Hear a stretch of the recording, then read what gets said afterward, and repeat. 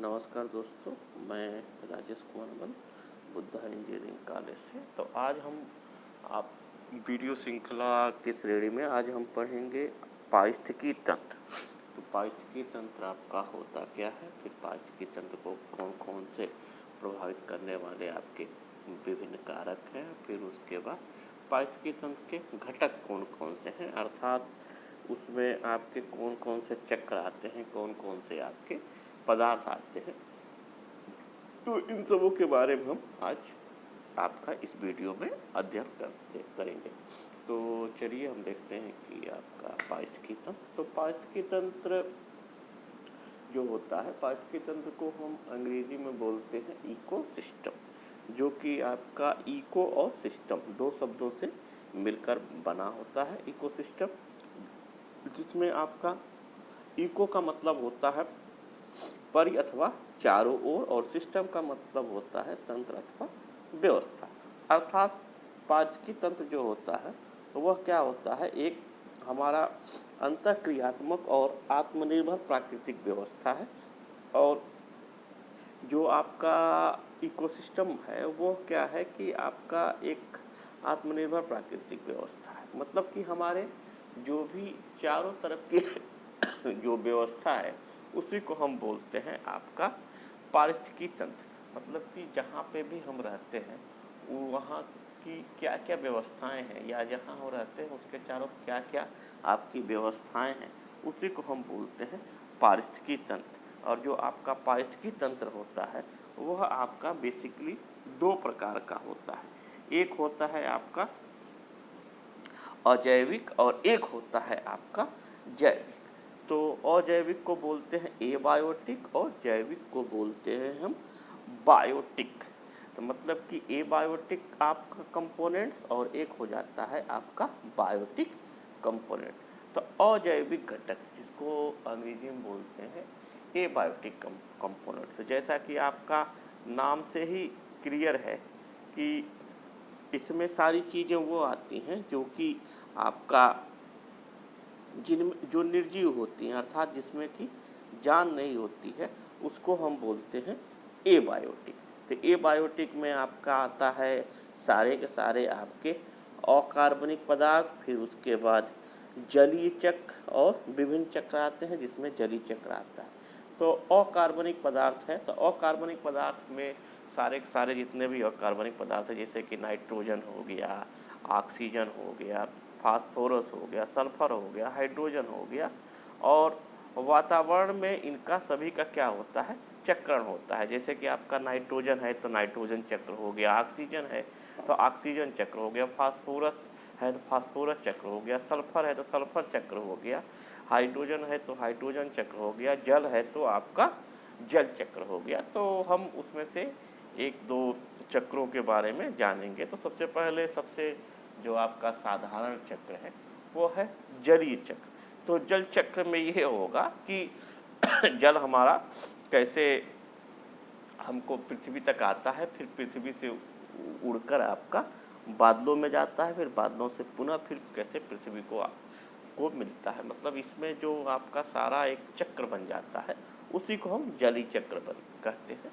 आप ये जानते हैं, सभी जानते हैं कि जल जीवन के लिए बहुत ही आवश्यक होता है, और जिस ग्रह पे भी अगर कहीं पे भी जीवन अगर संभव है तो वहाँ पे जल अवश्य होगा। तो वैज्ञानिक आजकल खोज रहे हैं कि मंगल पे भी जीवन के बारे में संभावनाएं कर रहे हैं, तो वहाँ पे वो ये भी खोज रहे हैं कि वहाँ पे कहीं न कहीं जल मिल जाए, क्योंकि जल के बिना जीवन संभव ही नहीं है। जो हमारा शरीर है उसमें भी करीब करीब 70 से जो कोशिकाएं होती हैं उसमें से भी 60 से 70% तक आपका जल ही होता है। जो ब्लड होता है उसमें भी आपका काफ़ी मात्रा में जल होता है। अगर जल ना हो तो जीवन ही संभव नहीं है। तो जो आपका जलीय चक्र होता है, तो हम ये जानते हैं कि पृथ्वी पर जब लगभग जो 73% है वो जल है, और उसमें उस जल का भी जो 97% है वो समुद्रों में है, और 3% जो जल है वो पृथ्वी के अन्य भागों हैं। तो जलीय चक्र के बारे में हम अगर चक्र बनाए तो सबसे पहले बादल होगा। बादल से वर्षा के रूप में जो ये जल होता है वो नदियों, तालाबों और झीलों इत्यादि में एकत्रित होता है। फिर वहाँ से पेड़ पौधों को मिलता है, फिर पेड़ पौधे अपना उसको यूज करते हैं भोजन बनाने में और अन्य क्रियाओं में अपने जीवित रहने के लिए भी। अब फिर उसके बाद जो आपके ये पेड़ पौधे होते हैं वो वाष्पोत्सर्जन द्वारा पुनः पानी को छोड़ते हैं, और वाष्पोत्सर्जन द्वारा आपका क्या होता है कि जो जल होता है पुनः बादल के रूप में हो जाता है, या जब आपका नदियों और तालाबों पर जब सूर्य की रोशनी पड़ती है तो वहाँ से भी वो इवोपोरेशन होता है, यानी वाष्पोत्सर्जन होता है, और जल वाष्प के रूप में बदलता है, और फिर वह फिर ऊपर जाके थोड़ा सा ठंडा होता है, और फिर बादलों के रूप में आपका बादल के रूप में जो जल होता है ऊपर इकट्ठा हो जाता है, पुनः बारिश द्वारा हमको यह प्राप्त हो जाता है। तो इस प्रकार ये आपका जल चक्र होता है। अब दूसरा देखेंगे आपका इसमें क्या होता है आपका अजय वाले में एक होता है आपका कार्बनिक घटक। तो कार्बनिक जो घटक होते हैं तो उसमें हो आता है इसमें आ जाता है कार्बोहाइड्रेट, प्रोटीन और विभिन्न प्रकार के कार्बनिक पदार्थ होते हैं। तो यह आपका जो जितने भी कार्बनिक पदार्थ होते हैं तो हमारा जो शरीर होता है वो विभिन्न कार्बनिक पदार्थों का बनता है। और जो कोई भी शरीर अथवा जो भी पेड़ पौधे होते हैं जब वो मृत्यु उनको प्राप्त होती है तो वो आपका सरल अणुओं में बदल जाते हैं, फिर ये आपका सरल अणुओं में बदलकर पुनः फिर वातावरण में मिल जाते हैं। अब इसमें तीसरा देखते हैं, तो तीसरा आपका अजैविक वाले में है जलवायु तथा भौतिक घटक। तो जलवायु तथा भौतिक घटक की अगर बात किया जाए तो इसमें आपका आ जाता है ताप, जल, प्रकाश, आर्द्रता, मृदा यानी जमीन इत्यादि आ जाता है। तो ताप हमारे जो भी आपका जैविक वातावरण है, जो भी आपका पारिस्थितिकी तंत्र है उसको कैसे प्रभावित करता है, प्रकाश कैसे प्रभावित करता है, तो ये सब जितनी भी चीज़ें हैं तो जलवायु में आ जाती है। अब हम दूसरा देखते हैं जैव घटक। तो जैव घटक को हम बोलते हैं बायोटिक कंपोनेंट्स। तो जो बायोटिक कंपोनेंट होता है वह आपका जो बायोटिक कंपोनेंट होता है वह 3 प्रकार का होता है। तो उसमें से 3 प्रकार कौन कौन से हो सकते हैं? तो 3 प्रकार वो ये है कि आपका उसमें आ गया उत्पादक, उपभोक्ता और अपघटक। मतलब कि प्रोड्यूसर, कंज्यूमर और आपका डिकम्पोजर। ठीक। तो जो उत्पादक भी होते हैं उनको भी हम पुनः क्या करते हैं 2 भागों में बांट सकते हैं। तो जो उत्पादक होते हैं उनको पुनः हम 2 भागों में बांट सकते हैं। एक होता है आपका स्वपोषी और एक होता है आपका परपोषी। तो जो स्वपोषी होता है उसमें आपका हरे पेड़ पौधे होते हैं, और परपोषी में आपका जो होता है वो होता है कृमि वगैरह होते हैं। तो स्वपोषी हम उसको बोलते हैं कि जो कि अपना भोजन स्वयं बना लेते हैं। तो पेड़ पौधे आप जानते ही हैं सभी लोग कि प्रकाश संश्लेषण की क्रिया द्वारा अपना भोजन वो स्वयं बना लेते हैं। तो प्रकाश संश्लेषण में क्या करते हैं कि प्रकाश और कार्बन डाइऑक्साइड और जल की उपस्थिति में ये अपना ग्लूकोज का निर्माण करते हैं, जो कि उसमें भोजन पेड़ पौधों का भोजन होता है। और फिर उन पेड़ पौधों को जो उपभोक्ता होते हैं वह आपका खाते हैं। और जो कृमि होते हैं, परपोषी होते हैं, वह क्या होते हैं कि वह अपने चूसकों द्वारा चाहे अन्य विधियों द्वारा किसी के ऊपर निर्भर होते हैं और उनसे डायरेक्ट अपना जो भी होता है भोजन अपना प्राप्त कर लेते हैं।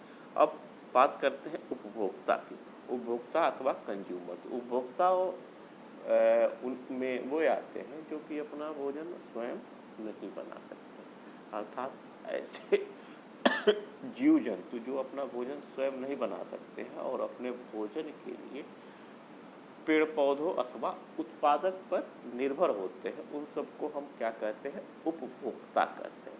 मतलब जो अपना भोजन जिनमें बनाने की क्षमता ही नहीं होती है, वो किसी भी प्रकार के भोजन के लिए और अपने जीवन के लिए उत्पादक पर यानी हमारे पेड़ पौधों पर निर्भर रहते हैं। तो जो आपके उपभोक्ता होते हैं वो भी आपका बेसिकली 3 प्रकार के होते हैं। एक होता है प्राथमिक उपभोक्ता, द्वितीयक उपभोक्ता और एक हो गया आपका तृतीयक उपभोक्ता। तो जो प्राथमिक उपभोक्ता होता है इनको सामान्यतः हम शाकाहारी कहते हैं, अर्थात ये जो भी प्राथमिक उपभोक्ता होते हैं यह सामान्यतः पेड़ पौधों अथवा घास को अपना भोजन के रूप में इस्तेमाल करते हैं, अतः इन्हें प्राथमिक उपभोक्ता कहते हैं। अर्थात उपभोक्ता और उत्पादक के बीच की ये प्रथम कड़ी होता है और इनको हम प्राथमिक उपभोक्ता कहते हैं। और प्राथमिक उपभोक्ता में अधिकतर शाकाहारी आते हैं, इसमें आपका बेसिकली आपके मृग, शावक और चूहा वगैरह आते हैं। अब बात करते हैं द्वितीयक उपभोक्ता की। द्वितीयक उपभोक्ता में वो उपभोक्ता आते हैं जो कि प्राथमिक उपभोक्ता के ऊपर आपका निर्भर रहते हैं, मतलब कि ऐसे उपभोक्ता जो अपने भोजन के लिए प्राथमिक उपभोक्ता पर निर्भर रहते हैं उनको हम कहते हैं आपका द्वितीयक उपभोक्ता। तो द्वितीयक उपभोक्ता कहते हैं। और द्वितीयक उपभोक्ता में आपका आ जाता है सांप आ जाता है, लोमड़ी आ जाती है और बिल्ली आ जाती है और मेढक आ जाता है।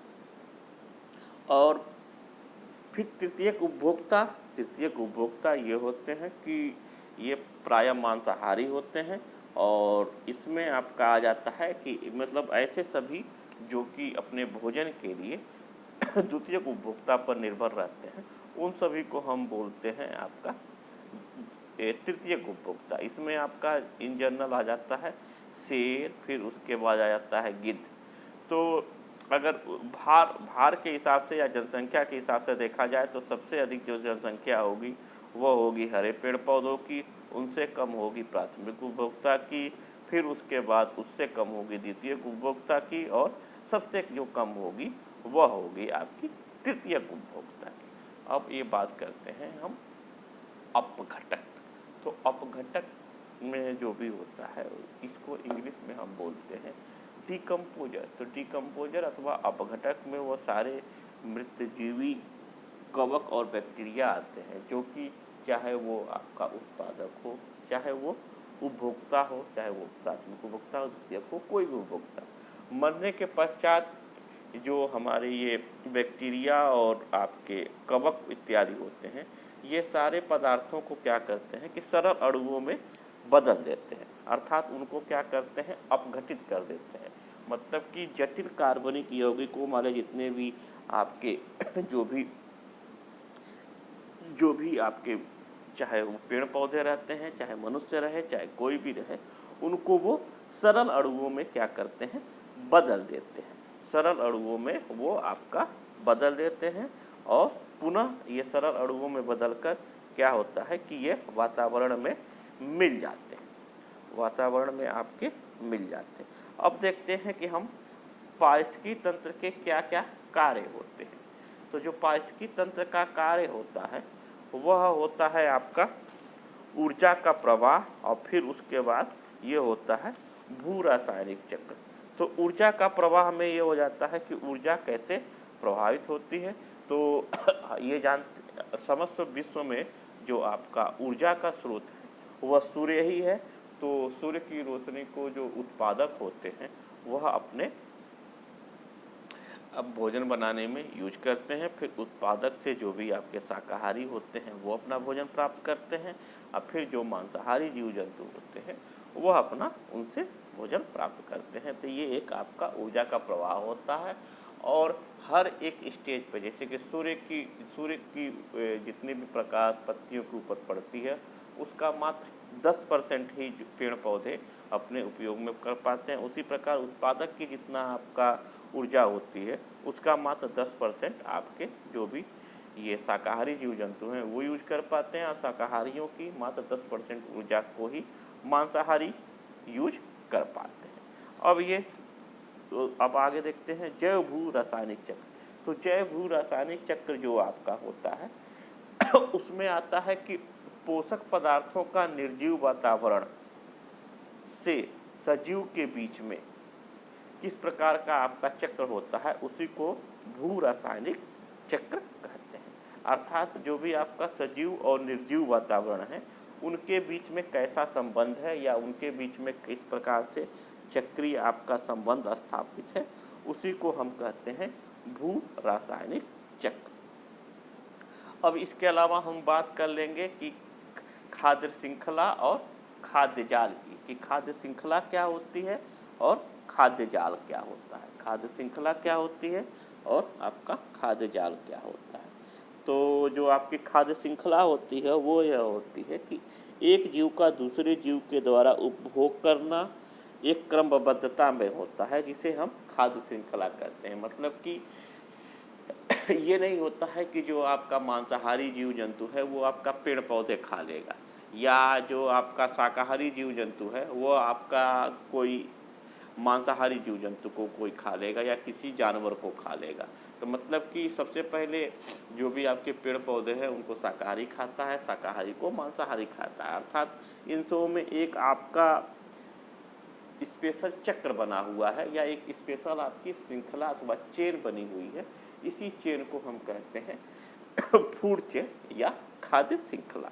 तो खाद्य श्रृंखला में सबसे पहले जो आपका घास होता है वो आपका उत्पादक हो गया, घास को आपका टिड्डा खाया, वो प्राथमिक उपभोक्ता हो गया। फिर टिड्डे को मेढक ने खाया, वो द्वितीय उपभोक्ता हो गया। फिर मेढक को सांप ने खाया, तृतीय उपभोक्ता हो गया। और सांप को मोर ने खाया तो वो आपका उसका सर्वोच्च उपभोक्ता हो गया। अब बात करते हैं आपके खाद्य श्रृंखला। तो जो आपकी खाद्य श्रृंखला होती है वह आपकी होती है दो प्रकार से डिवाइड कर सकते हैं खाद्य श्रृंखला। एक तो स्टेप्स अथवा चरणों के आधार पर, और दूसरा ये होता है उत्पादक के आधार पर। तो चरणों के आधार पर यह हो सकती है 2 चरणों वाली, 3 चरणों वाली, 4 चरणों वाली या 5 चरणों वाली। और उसी तरह अगर उत्पादक की बात किया जाए तो उत्पादक के आधार पर यह 2 प्रकार की हो सकती है। एक तो शिकार शिकारी अथवा शाकवर्ती खाद्य श्रृंखला, दूसरा होती है मृत्यजीवी खाद्य श्रृंखला। तो हम बात करते हैं चरणों के आधार पे। तो चरणों के आधार पे जो खाद्य श्रृंखला होती है वो 3 चरण वाली। 3 चरण वाली कौन सी हो सकती है? 3 चरण वाली आपकी हो सकती है जैसे कि आपका कोई भी आपका ये पौधा है, पौधा को आपको हिरन ने खाया, हिरन को फिर शेर ने खाया। फिर 4 चरणों वाली कौन सी हो सकती है? 4 चरणों वाली ये हो सकती है कि आपको घास है, घास को फिर टिड्डे ने खाया, टिड्डे को फिर मेढक ने खाया, मेढक को फिर आपका किसी पंछी ने खा लिया। और 5 श्रृंखला वाली कौन सी हो सकती है? घास है, घास के बाद आपका टिड्डा है, टिड्डा को फिर मेढक ने खाया, मेढक को फिर सांप ने खाया, सांप के बाद फिर उसको मोर ने खाया। अब बात करते हैं उत्पादक के आधार पर। तो उत्पादक के आधार पर शिकार शिकारी कौन सा हो सकता है? शिकार शिकारी में ये हो सकता है आपका शाकवर्ती खाद्य श्रृंखला अथवा ग्रेजिंग फूड चेन। तो इसमें यह होता है कि आपका सिंपली ये होते हैं कि शाकाहारी जीव जंतु होते हैं, शाकाहारी के बाद मांसाहारी होते हैं। दूसरा जो होता है मृतजीवी बोलते हैं। तो मृतजीवी का मतलब कि इसमें जो भी आपका उत्पादक होता है वह आपका किसी जीव जंतु अथवा किसी मरे हुए जीव जंतु के ऊपर अपने भोजन के लिए निर्भर रहता है। इसको हम बोलते हैं मृतजीवी। अब बात कर लेते हैं खाद्य जाल की।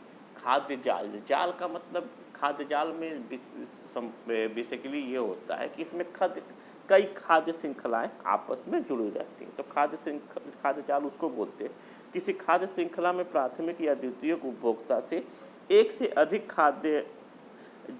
खाद्य आपके श्रृंखलाएं बन जाती हैं, जिससे अलग अलग खाद्य श्रृंखलाएं बन जाती हैं और वो आपस में जब जुड़ जाती हैं तो एक खाद्य जाल एक जाल बन जाता है, जिसे खाद्य जाल कहते हैं। मतलब कि एक ही चीज़ को कई चीज़ खा सकते हैं। जैसे कि घास है तो घास को गिलहरी भी खा सकती है, और गिलहरी को डायरेक्ट आपका बाज भी खा सकता है, या घास को आपका टिड्डा खाएगा, टिड्डा को मेढक खाएगा, मेढक को सांप खाएगा। मतलब कि एक ही आपका उत्पादक के ऊपर कई आपकी खाद्य श्रृंखलाएं क्या है, निर्भर हैं। और ये जब खाद्य श्रृंखलाएं आपस में जब जुड़ती हैं तो वो आपका बनाती हैं खाद्य जाल।